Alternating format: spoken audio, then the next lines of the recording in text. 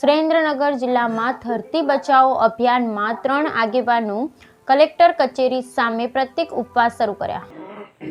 સુરેન્દ્રનગર જિલ્લામાં ગૌચરની જમીન બચાવવા 3 દિવસ ધરતી બચાવો અભિયાનમાં ખનીજ ખનનથી બચાવવા માટે રાજુદાન ગઢવી, રામકુભાઈ કરપડા, અમૃતભાઈ મકવાણા સહિતના અગ્રણી યુવા આગેવાનો કલેક્ટર કચેરી ખાતે ઉપવાસ પર બેસી જઈ જ્યારે દેશની સરહદ પર ભારત માતાના વીર સપૂતોમાં ભૂમિની રક્ષા કરી છે, ત્યારે સુરેન્દ્રનગર અને ઝાલાવાડની ઢીંગીધરા અને ધરતી માતાને બચાવવા સુરેન્દ્રનગર જિલ્લાના 3 યુવાનો આગેવાનો મેદાને આવ્યા છે અને 3 દિવસ પ્રતિક ઉપવાસ શરૂ કર્યા। જ્યારે સુરેન્દ્રનગર જિલ્લો એટલે ઝાલાવાડ અને પંચાળ પંથકથી આગળી ઓળખ ધરાવે, સાથે સાથ કુદરતે પણ છઠ્ઠા સાથે ખનિજ સંપત્તિ, નદીઓ અને એક અલગ જ પર્યાવરણ વૃક્ષો આપેલા, ત્યારે છેલ્લા 30 વર્ષથી ઝાલાવાડની ધરતી માતાને ખોદી ખનન વહન ગેરકાયદેસર કરતી ગીધોમાં દિન પ્રતિદિન વધારો થયો છે। ત્યારે આ ખનિજ ખનનથી પર્યાવરણ, પર્વતો, રણ, વૃક્ષો, નદીઓ અને ખેતીમાં મોટું નુકસાન થઈ રહ્યું છે, સાથે સાથ માનવ જિંદગીએ પણ મોતના મુખમાં ધકેલી રહી છે। ત્યારે એક અવાજ છે, ધરતી માતાના મને બચાવો, તે માટે આત્માનો અવાજ અમારો પણ બોલ છે કે ધરતી માતા માટે આપે શું કર્યું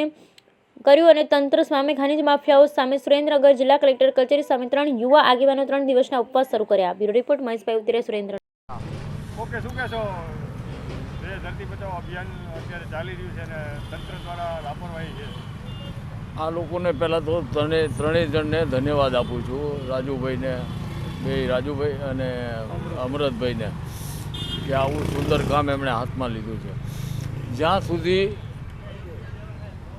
મોટો પ્રસંગ ન બને, ઝાઝા માણસો ન મરે, ત્યાં સુધી આ તંત્ર જાગતું જ નથી। એનું ધ્યાન દોરવામાં આવે તો પણ જાગતું નથી। રેલવે લાઇન પાસે ઊંડા ખાડા કરી નાખ્યા છે અને રેલવે લાઇન ટોપલ થશે। મેં ચમારજનો એક્સિડન્ટ જોયેલો છે, અસંખ્ય માણસો મરી ગયા। આ જ પરિસ્થિતિ અહીંયા થવાની છે। આજે ધરતીકંપ થાય છે ને એનું કારણ આ છે કે ધરતીને ખોદવા માંડ્યા છે અને કંઈ કરતાં કંઈ આખી પ્લેટલેટ્સ હલે એવી સ્થિતિમાં મૂકી દીધા છે। તંત્ર જાગતું નથી। તંત્ર જાગતું ન હોય તો જવાબદારી કોની છે? ચૂંટાયેલા સભ્યોની।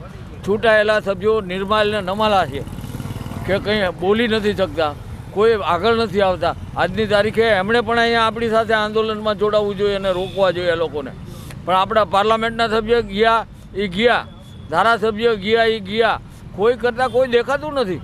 આવા નિર્માલ ને નમાલા માણસો આપણે ચૂંટ્યા છે, એનું આ પરિણામ આપણે ભોગવી રહ્યા છીએ અને લોકો રાડું પાડીને કહે છે, ગામ લોકો અરજી કરે છે, છતાં તંત્ર સાંભળતું નથી। માટે હું આપને વિનંતી કરું કે આ આંદોલનમાં બધા જોડાઓ અને આપણે મરડિયા વખતે જેવું આંદોલન કર્યું હતું, કલેક્ટર ઓફિસ આખી ભરી દીધી હતી, મ્યુનિસિપાલિટી ઓફિસ પાસે પણ લોકોના ટોળા હતા, એવું આંદોલન કરવાની જરૂર છે। ત્યારે જ આ તંત્ર શું કહેશો જ્યારે આ ધરતી બચાવો અભિયાનની અંદર જોડાણા છો તમે અને શું મુદ્દાને આધારિત તમે જોડાણા? સુરેન્દ્રનગરની અંદર ધરતી બચાવો અભિયાન આંદોલન આજથી અમે શરૂ કર્યું છે। 3 દિવસનો પ્રતિક ઉપવાસ છે।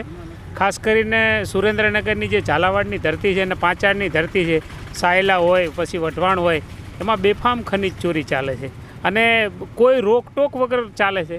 એટલે અનેક વખત તંત્રને રજૂઆત કરી, પણ તંત્ર પણ ક્યાંક ને ક્યાંક આમાં સામેલ હોય, મિલીભગત હોય, અથવા તો ઘણા બધા નેતાઓ પણ આની સાથે સંકળાયેલા છે। આજે આપણને દુઃખ સાથે કહેવું પડે કે વર્ષે 100થી વધારે મજૂરો ખાણની અંદર દટાઈને મૃત્યુ પામે છે, એની FRI પણ નથી થતી। એક અગરબત્તી કરી અને પેલો જીવજંતુ જેમ મરી ગયું હોય એવી રીતે એના અંતિમ સંસ્કારો પણ કરવામાં નથી આવતા। હમણાં 3-4 દિવસ પહેલાં 4 મજૂરો ખંપાળિયાની અંદર મૃત્યુ પામ્યા, ભેખડ ઘસી પડી। મેં કલેક્ટરને ફોન કર્યો, મેં કીધું સાહેબ તમે મને વ્યવસ્થા કરી આપો, અહીંથી પોલીસ તંત્ર તમારી સાથે મોકલો। તો મારી સાથે પોલીસ તંત્ર મોકલ્યું નહીં અને કહ્યું કે જાઓ તમે મામલતદારને મળી લો। એટલે કોઈ પણ પ્રકારની કાર્યવાહી થતી નથી અને મજૂરો મૃત્યુ પામે છે। એ બાબતના દુઃખ સાથે સમગ્ર સુરેન્દ્રનગરની જનતાને કહેવા માગીશ કે ધરતી બચાવવું ખૂબ જરૂરી છે। આ અભિયાન આવનારી પેઢી માટે છે। આવનારી પેઢીને જો તમે સમૃદ્ધિ આપવા માગતા હોય તો આ અભિયાનને સમર્થન કરો। આભાર। ધરતી બચાવો અભિયાન ઉપવાસ આંદોલન છેડ્યું છે। આ જે ધરતી બચાવો ઉપવાસ આંદોલનની જે શરૂઆત કરી છે, એમાં મારો મુખ્યત્વે જે ખેડૂતોને જે ખનન વહનથી જે પ્રશ્નો ઊભા થયા છે અને પેદા થયા છે એ બાબત મારી મુખ્ય છે। જેમાં જિલેટનના વિસ્ફોટકો જે 1200થી 1500 ખાણો ધમધમી રહી છે.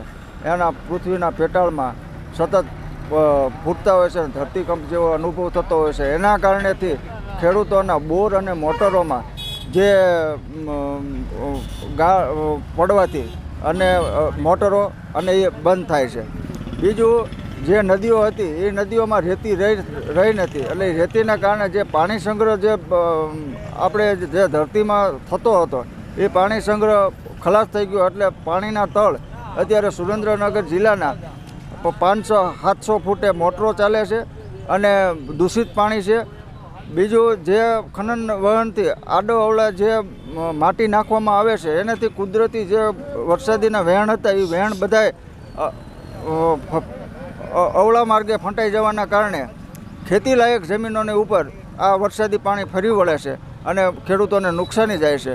એની સામે જેટલો ખેડૂત છે એટલો ને એટલો પશુપાલન પણ જોડાયેલો છે, જેમાં ગૌચર જમીન પણ ખોદાઈ રહી છે અને સરકારી ખરાબા જમીન પણ ખોદાઈ રહી છે. એના કારણેથી ગૌ માતા પણ ભાંભરડા નાખી રહી છે.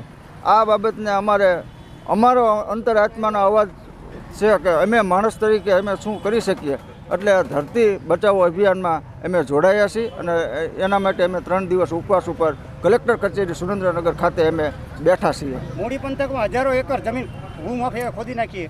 સુરેન્દ્રનગર જિલ્લામાં બેફામ ખનિજ ચોરી ચાલી રહી છે. એના કારણે જે પર્યાવરણ છે સુરેન્દ્રનગરનું એ બગડી રહ્યું છે. એક તો આ સૂકો મુલક કહેવાય છે, આ સુરેન્દ્રનગર જિલ્લાને સૂકો મુલક ગણવામાં આવે છે, કારણ કે અહીંયા ઝાડ જૂથ સંખ્યામાં છે. આ જે પર્યાવરણ છે એ જળવાતું નથી, એના કારણે તડકા અને વરસાદના બધું જે કંઈ વાતાવરણ બગડે છે અને બીજી બાજુ આ ભૂકંપ જેવી અસરો પણ થાય છે. તે બધું જ આ પર્યાવરણના કારણે થતું હોય છે. જે પર્યાવરણ જોખમમાં છે, કારણ કે જમીન ખોદાઈ રહી છે. તંત્ર કેટલાય સમયથી આ અંગે કાર્યવાહી કરી રહ્યું છે, પણ કંઈ રોકવાનું નામ લેતું નથી. બસ એક જ ધાર્યું, જે ગૌચર છે કે ખેડૂતની જમીનો છે કે નદીઓ છે, આ બધું આમ જાણે એને ચીરહરણ કરી રહ્યા હોય એ પ્રકારનું છે. અને આ જે પર્યાવરણ લૂંટાઈ રહ્યું છે ત્યારે એનો બચાવ માટે અમે આ મુહિમ કરી છે, ધરતી બચાવો, સેવ એન્વાયરમેન્ટ અર્થ.